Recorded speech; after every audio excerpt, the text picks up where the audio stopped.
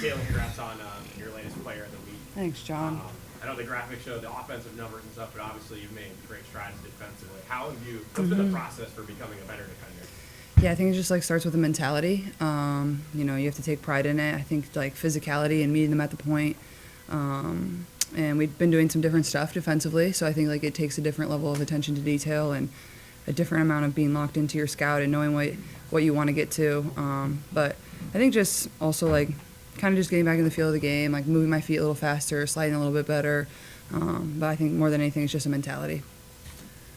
Caitlin, it's your first game in Canada of your career. Just curious, one, how does it feel to be playing in a new country? And also, what have you observed from this expansion into Canada so far this season from afar?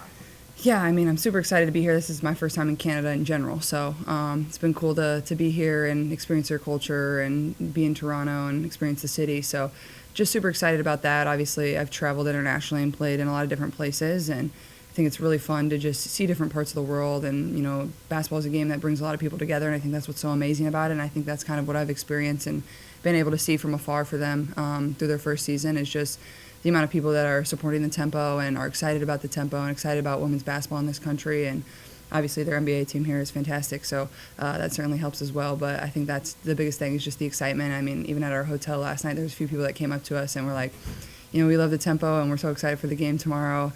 They maybe said they would be cheering for us this game, but just to see their excitement and their joy for the tempo and just basketball in general is really cool. A little 1, 2, 3, I guess about that and the tempo, what are you seeing from this team, even Marina and them? I know a lot of teams are injury-prone, but I'm seeing could be a good competition and a challenge for you guys. Yeah. I mean, obviously it's always difficult dealing with injuries. I think it's something that we went through last year with, a lot of people just going down and dealing with different things over the course of the season. Obviously, Marina's having the best year of her career, and I think everybody across the league knows, how talented and how gifted she is, so it's been kind of fun to watch her from afar, just kind of unleash that in a way. And she's had plenty of moments through her career where she has done that, but for her to do that consistently at this level, I think is really incredible. And obviously I think very highly of Sandy and what she's been able to do and bring here. She's just such a joyful person and seems like an amazing coach. Obviously I had a little experience with her at All-Star in Indianapolis last year, and that was fun to get to be around her. So I think they just consistently battle. I believe they're on a 10-game losing streak, but if you look at all those games, there was moments that they were in every single one of those. They're fighting, they're competing, and obviously getting some key players back will certainly help them down the stretch as well. But, that's kind of what you expect from an expansion team, a team that's just really gritty. They're never going to give up, they're never going to hang their head, and that's certainly how they play. I got to follow up about the Canadian food taste test you did this morning. You didn't like the ketchup chips. No. I don't know if you noticed a lot of people responded to that. Oh, I didn't read the comments. Maybe that's good. I try not to. What was your favorite of the foods that you did try?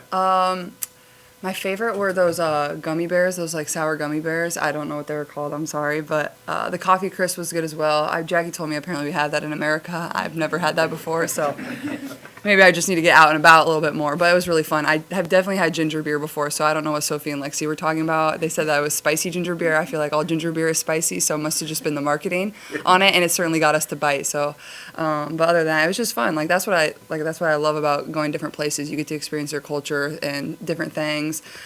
My waiter last night told me you guys didn't have ranch here. I had Chick-fil-A today. You guys definitely have ranch, and then I Googled it. You definitely have ranch, so I was about to be really confused about that. So, but no, it was fun, and Lexi and Sophie told me that a lot of people left a lot of comments on that for us when we come back here after the FIBA break to try a bunch of different things. So, probably a part 2 coming as well.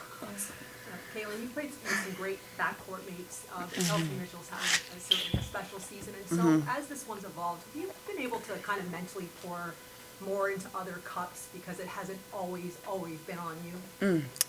Yeah, I think for sure, and that's the great thing about being a pro and our team is you're not going to have it every single night. That's just basketball, and there's a lot of people on this team that can help pick you up. It seems like Kelsey Mitchell has it every night, so that's pretty helpful. And I've played with a good amount of really good backcourt players, but obviously she's the best.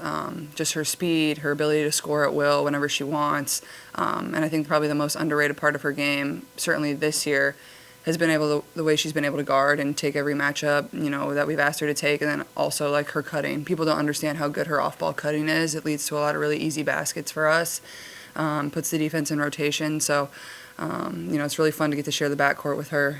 Certainly nobody better. And when there's a night you don't have it, you can find other ways to pour into those people. And it's not just Kelsey, obviously AB and Soph's been great, and the way KK's come on down the stretch has been awesome. So you can continue to pour in those people, and so just focus on leading the team. I know we got 10 more. We're gonna get to a few more. We don't have time for everyone. Hi, Caitlin. Welcome to Toronto. Thanks, I appreciate it. The Naismith Basketball Hall of Fame induction ceremony just passed not too Yeah. long ago. Mm-hmm. I'm sure that's inspiring to all players. For but sure. Of course, yourself. Yeah. When you think about your own legacy, and when people use the words like Caitlin Clark effect, what do you want that to mean when people think back on your legacy as a player?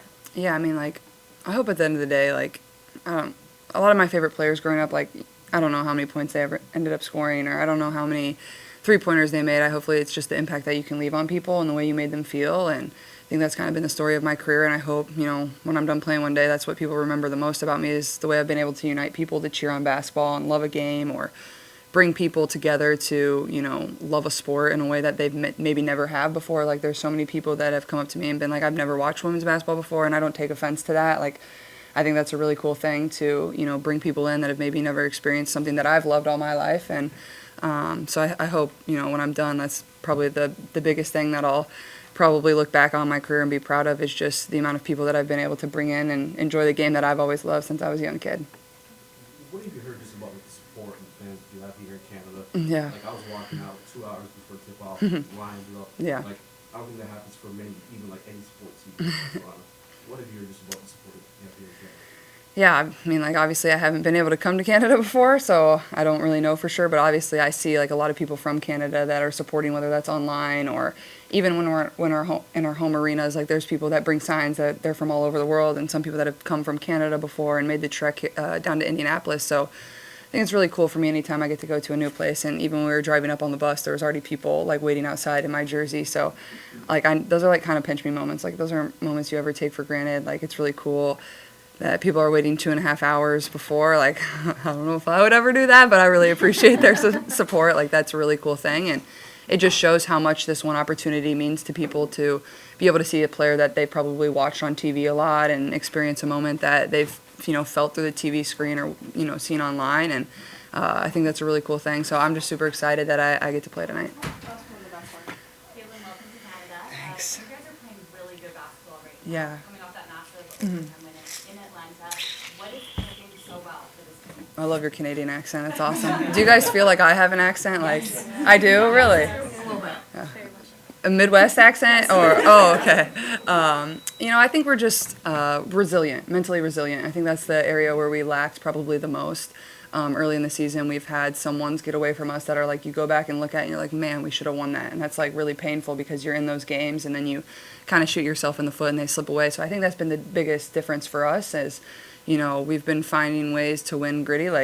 I wouldn't say our last game in Atlanta we played all that well, and we were down 10 going into the fourth quarter, and we just found a way to kind of grind it out, tried some different things defensively, and we're able to battle, and it felt like a playoff game. And, not every game's going to be perfect for us down the stretch. I think we have the hardest schedule, so you're going to have to find different ways to win from night to night, but I think it's just our mental resiliency overall is, just a fortitude to want to win, and when one person doesn't have it, the next person steps up, and I think that just speaks to the culture that we have in our locker room as well.